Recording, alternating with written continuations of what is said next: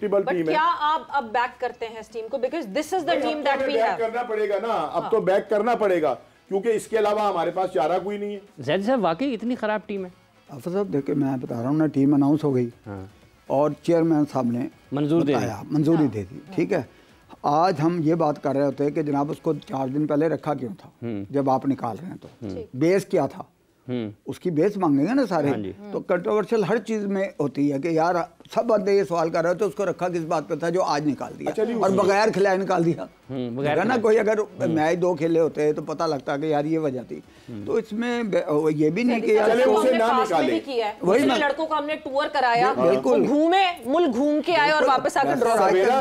उसको उनको हम कब कह रहे हैं कि उसको निकाल देते, ठीक है या नहीं, लेकिन जिसके जो आपका ओपनर अनफिट हुआ जी, ठीक है ना, ओपनिंग की प्रॉब्लम आई, आपने एक कुर्बानी का बकरा बना के तो बाबर आजम को ओपनर बना दिया, जिसने अपने पूरे करियर के अंदर वनडे के अंदर 2 मरतबा ओपनिंग की है और वो सुपरस्टार बना अब 3रे नंबर पर खेल के। आपने उनको ओपनर नहीं रखा, यानी अगर वो ओपनर इंजर्ड हुआ था तो उसकी जगह पर कोई 2-3 और भी बहुत अच्छे परफॉर्मर हैं जिन्होंने डोमेस्टिक के अंदर बड़ी अच्छी परफॉर्मेंस दी है, उनमें से एक ओपनर रख लेते, कहानी खत्म हो जाती। कहानी खत्म हो जाती है।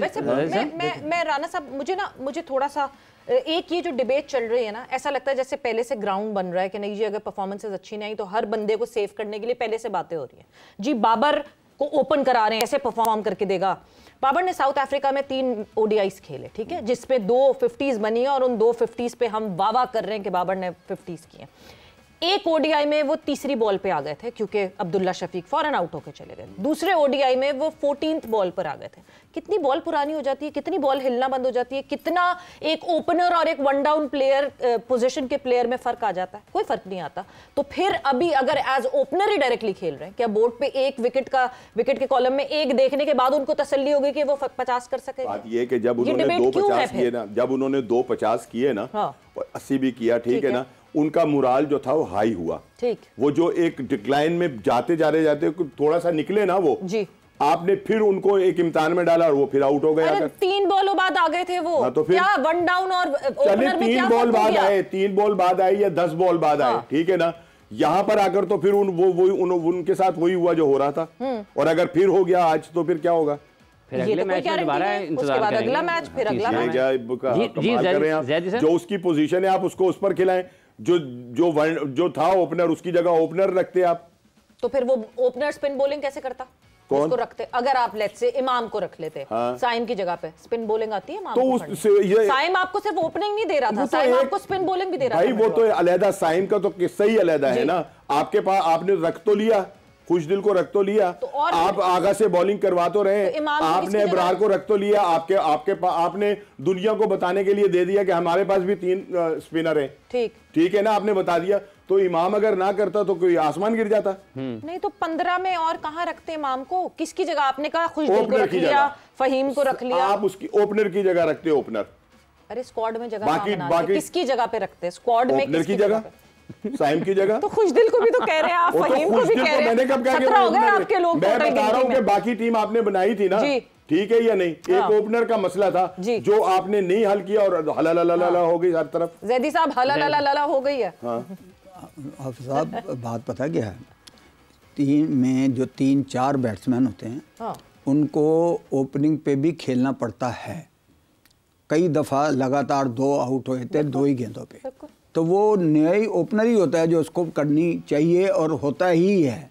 दूसरा, बाबर वर्ल्ड क्लास प्लेयर है।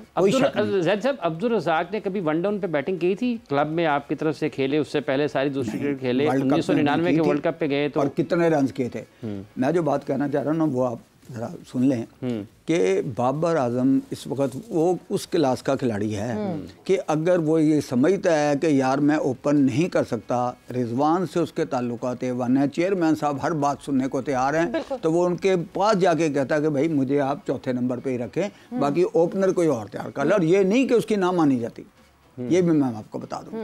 अब क्योंकि परफॉर्मेंसेज ऐसी हो रही हैं तो इसमें भी अगले मशकूक हो जाते हैं। मैंने आपको कहा था कि Hurairah is a good player, उसको ऐसी जगह खिला दिया जहां शायद मेरा ख्याल है ऐसी पिचों पे खिलाते हैं तो शायद वो करके भी कुछ दिखा देते, इज अ गुड प्लेयर। लेकिन वो दो दिन के मैच जो टेस्ट मैच हुए हैं उसमें से वो फारिग हो गया, अदरवाइज वेरी गुड प्लेयर। मैंने उसको आंखों से सामने बैठ के उसकी बैटिंग देखी है, बड़ा कुछ है। और बहुत सारे प्लेयरों के साथ ऐसा होता है कि आप टर्निंग पिच पे जाके और उनको डेब्यू करा रहे हैं, जबकि क्रिकेट एथिक्स में ये देखा जाता है कि यार ऐसी जगह डेब्यू करा जहां ये बच्चा अपने आप को परफॉर्म करे और उसका हौसला भी बढ़े और आइंदा के लिए भी टीम है। जो लड़के खेल रहे हैं ये कोई ऐसा नहीं है कोई आज पैदा हुआ क्रिकेट खेल रहा है, ना ना ना, ये काफ़ी अरसे से 50-60 का एक टोला है क्रिकेट में और ये खेलते हैं और खेलते वाले हैं, ट्रॉफी में रन किए हैं, इधर रन किए हैं, कोई BPL कोई इधर, लेकिन इंटायरली डिफरेंट है लीग क्रिकेट और ये क्रिकेट, 20 की क्रिकेट और ये 50 ओवर की क्रिकेट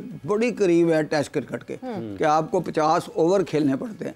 तो वो उसमें आपका ये मानना है कि बाबर आजम इस पर कायल हुए हैं? कायल हुए हैं, तभी देखा ना वो रमजान उसको कह सकते हैं कप्तान को कि यार मुझे भाई आप तीसरे चौथे पे रहने दें, मैं वहाँ ईजी हूँ। और ये भी बात ठीक है कि अगर पहली गेंद पे आउट हो जाए तो वो कहाँ से कहाँ जाएगा? जी राणा साहब, तो ये चीजें क्रिकेट का पार्ट ऑफ क्रिकेट। ये या वो कायल हुए या उन्हें कायल किया गया, दोनों में से एक बात हुई है। खाली ये नहीं कि वो कायल हुए, कायल किया भी जा सकता है। नहीं, ऐसे कैसे हो सकता है? मतलब बाबर आजम को हो सकती है, बाबर आजम इस वक्त पिलर ऑफ पाकिस्तान बैटिंग हैं। आपने अभी देखा नहीं, कल बाबर आजम नेशनल स्टेडियम में खड़े होते हैं, चर्चा उनका, उनके लिए जितनी आवाजें, गद्दाफी में खड़े होते हैं, गद्दाफी में जितना शोर बाबर आजम के लिए मचता है, आपको लगता है कि उनको आकिब जावेद और मोहम्मद रिजवान ने ये कहा होगा कि ओपन नहीं करोगे तो ड्रॉप कर देंगे? नहीं, ये अगर नहीं भी कहा होगा ना कि ओपन नहीं करेंगे तो ड्रॉप कर देंगे, तो ये जरूर कहा होगा कि नहीं आपने करनी ओपनिंग ही है। ऐसे कैसे? मोहम्मद रिजवान माइक लेके बाबर के पास गया कि जी आप बताएं पहले, कल अगर आपको बिल्कुल साहब ये तो सारी लोगों को दिखाने की बातें होती हैं।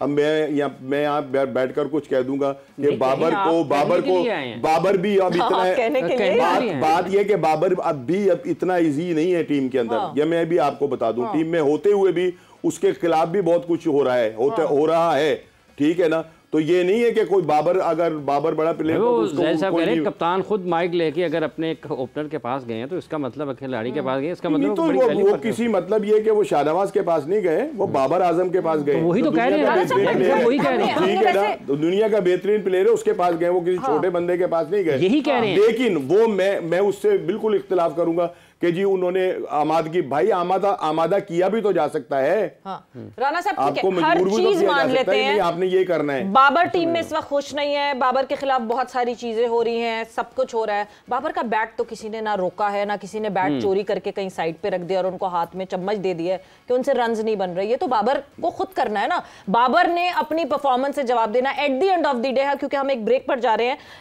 रोहित शर्मा पे क्रिटिसिज्म इस पॉइंट तक हुआ कि सबने डाउटफुल किया कि निकाल दो भाई, कर दिया ना, मुंह पकड़ किया ना। एग्जैक्टली यही बाबर आजम को करना चाहिए कि रन्स बनाए। कौन रोक रहा है रन्स बनाने से?